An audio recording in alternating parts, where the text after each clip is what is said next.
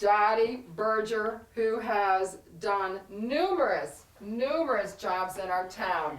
So let's go back to the very beginning. How did you get into Orange? Well, my beginning was via Mary L. Tracy through the Derby Public Library.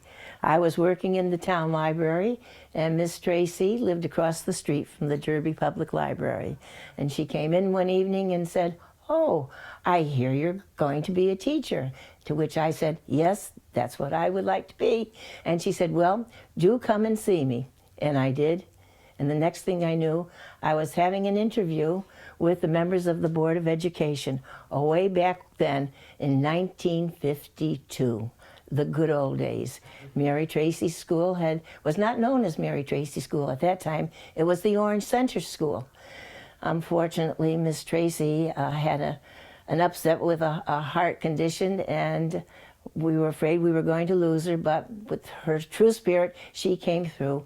And the town was delighted to see that she had recovered, returned to the school, and named Mary L. Tracy Building after her. My years at Mary Tracy were most delightful. I taught first grade and fourth grade, and then I was fortunate enough to move on to a principalship, which in due part was because of Miss Tracy and Mr. Toohey, who guided me through those early years of my career. I went on to Turkey Hill School that was opened, began construction in 1963 and was opened in 1964. And that was certainly the highlight of my life, being there with hundreds of children for over 18 years. The town continued, though, to grow, and we had another school opening after Turkey Hill, and that was the Peck Place School in 1968. We did have other cousins, though. The Racebrook School that was opened in 1960, and the High Plains School that was opened, I believe, in 1956. And then there was a change. The children stopped coming. Parents stopped coming. People just were going to other places to live, and unfortunately we found that we had to downsize. And before we knew it, we were closing the Mary L. Tracy School, which was the seed of education in our community. And that was followed by the closing of the High Plains School. But I must say, the foresight of the people in this community is marvelous when one stops to think about it, because they took those two buildings and have kept them as learning centers in a sense. Certainly the Mary L. Tracy School, which has become the primary learning center for the young children in our town, and the High Plains building, which has been used also to educate and serve so many different ways the general population of our town.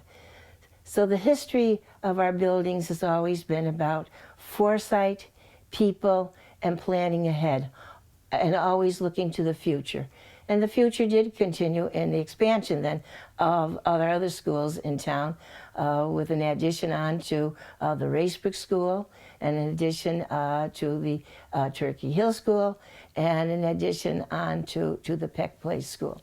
So we are a growing community in a sense, and yet we are still staying in that little cocoon that started so many years ago when building began in Orange at a greater pace in 1950.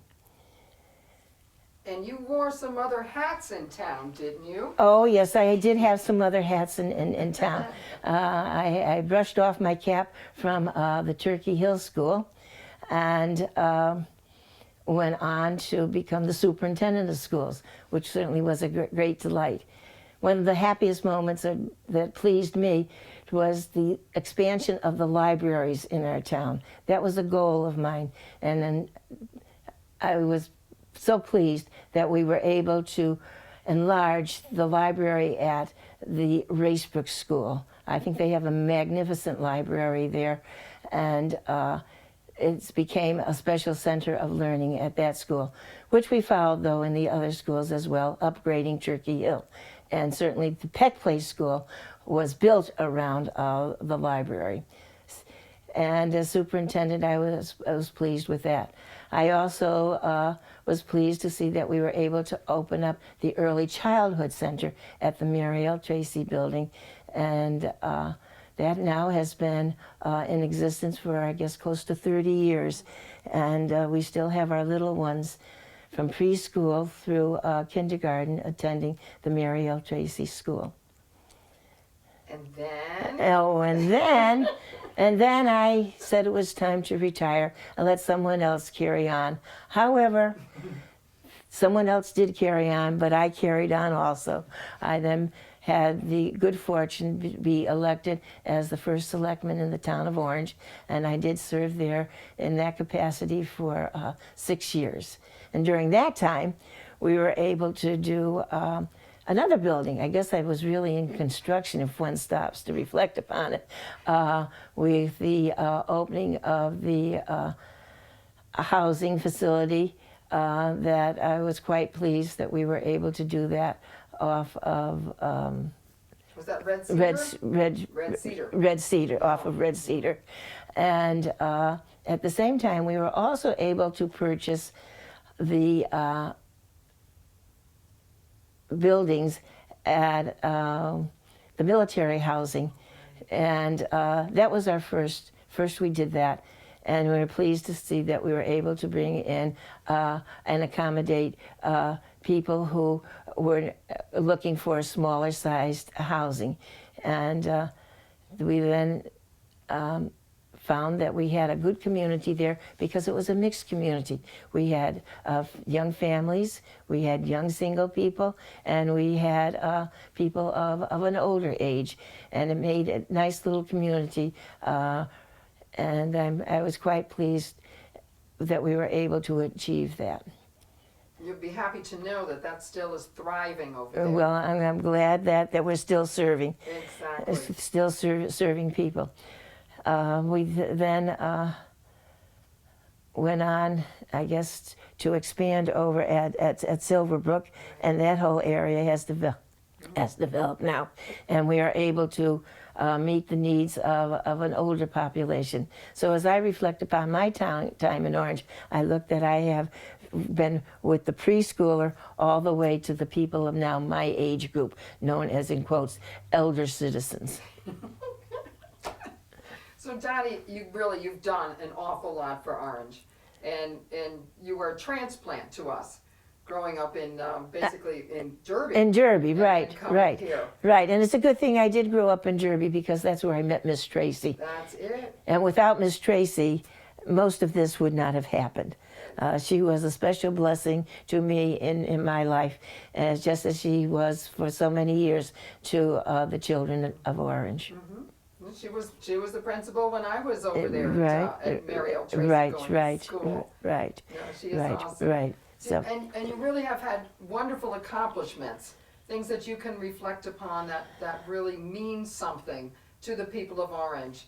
And I think that attributes your involvement and willingness to step forward and serve, which is outstanding. It really is. Well, we're here for a purpose, and old maids have to look forward to doing something. So here I am. My purpose in life was to help the construction business. However, it really wasn't. It was to help people to meet their needs and to see that they could have a happy, pleasant, enjoyable life in a community that serves them well.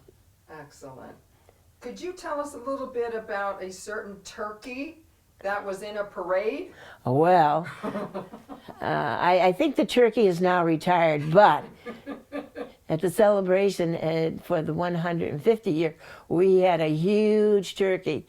Now, it quite rivaled in a way the Rose Bowl, but not completely. It was made of Kleenex. If you can just imagine, probably 100,000 little Kleenexes all wrapped around a turkey going down Orange Center Road in a parade that was so high that we were afraid it wasn't going to be able to get under the electric wires, with its head bobbing up and down, with a huge birthday cake that supported 150 candles. So that was 50 years ago, and believe me, I was much younger then. and able to help make some of those Kleenex flowers. Not only did I make them, I think we sent home boxes of Kleenex to every household in the Turkey Hill district to make those little flowers for those carnations. That's awesome. So, That's awesome. Good. So you've had some really good memories of Orange. I've had some very good memories of Orange, and that we've been able to see some wonderful things happening, and to see that Orange has put to good use the buildings. They did not destroy. The people of Orange did not destroy what was built from the past, but they enhanced it and built on it and continue to give to the citizens of town not only the memories of the past, but allowing things to happen for the future, for the betterment of everyone. Beautiful. Beautiful. You guys have any questions? Sometimes they come up with good ones. Yeah, no? That was really good. I'm almost a little bit speechless just because I didn't realize like how many roles you played until just now. I didn't realize you Yeah, were I was a woman, a person of many hats. There was a book that the children used to have in school, Caps for Sale, and the gentleman collected caps, and they were sky high. Well, I collected my own caps. They're not quite that high, but story after your life. but I always had another cap to wear. Do you still have your stick? Remember your musical stick that you would lead all the parades? Oh with yes, to- I think that retired. You should tell them all the parades we have down the hall. That was Oh, the best. parades, yes. We were great for parades. There was the spirit. The parade was wonderful, and I hope parades continue always because they bring forth the spirit of the community, from the youngest to the oldest in town. And then when moments like this come forth, you reflect upon them and say, oh, yes, I remember. I was 8 years old then. Oh, yes, I remember I was 28. And then finally you get to, you're going to say, oh, yes, I remember that. I was 98. So that, there you go. Life goes on, and may the life in Orange continue to go on in the happy, pleasant, agreeable, friendly community that it is.